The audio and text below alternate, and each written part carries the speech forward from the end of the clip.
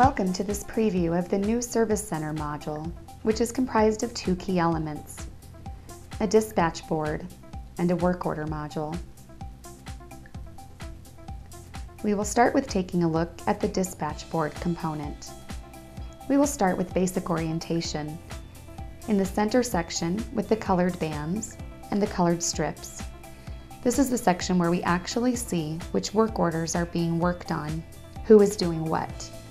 Basically, the dispatch board itself. On the left-hand side, we have a list of team members. This is a list of resources that we can schedule for.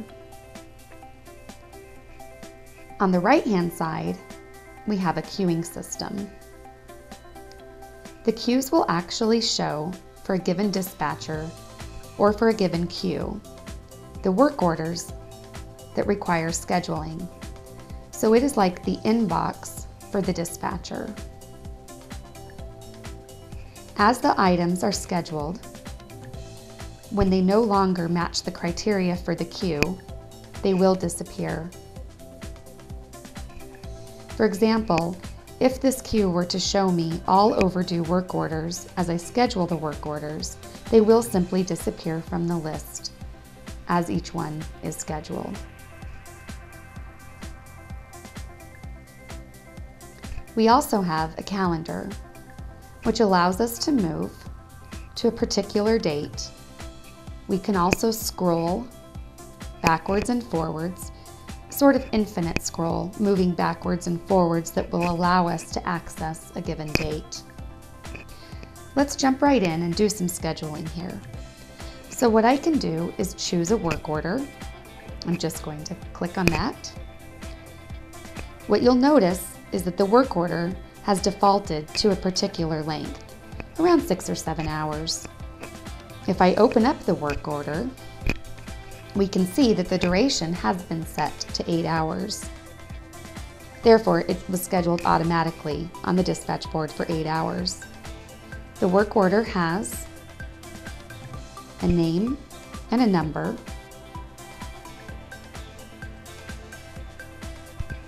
and it's also attached to a given site and can have a request in the promise date as well.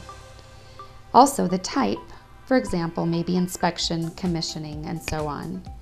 This module is aimed at businesses who have service teams who are perhaps doing commissioning or inspection services, general contractors or product manufacturers who have teams doing installations of on-site work.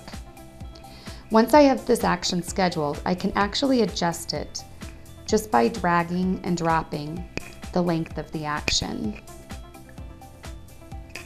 I can also move that to another action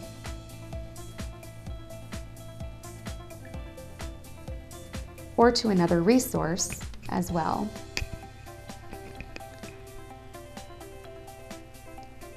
One of the other things that I can do here is actually from an all users list to a different team. I could look at a group of people, maybe the emergency repairs team, and schedule some work orders, like so. The list of teams is entirely configurable. That would be set up in configuration for a particular business.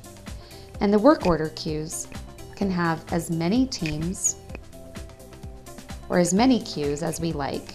Again, entirely configurable based on particular business.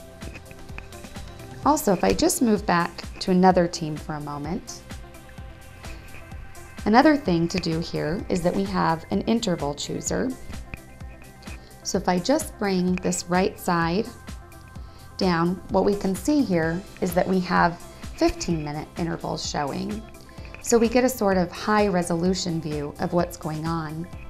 I can move up to a 30-minute view, and I could also view 1 hour at a time,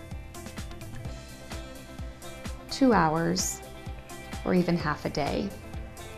We can move in and out in terms of resolution for seeing how and what period of time, depending on what the dispatch agent is doing. We can also increase the number of resources visible for. So we can see a lot of information on the same screen